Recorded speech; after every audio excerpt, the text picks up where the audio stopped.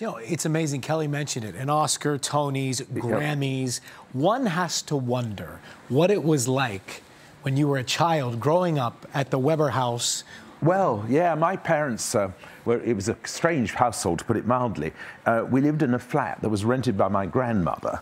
My father was a musician. He was the director of the London College of Music at one point, which sounds awfully grand, but, you know, he didn't have any money. And my mum was a piano teacher. And we lived in this kind of fairly run-down flat in a part of London called Kensington, and frankly, I mean, it was bohemian beyond belief. My brother played the cello.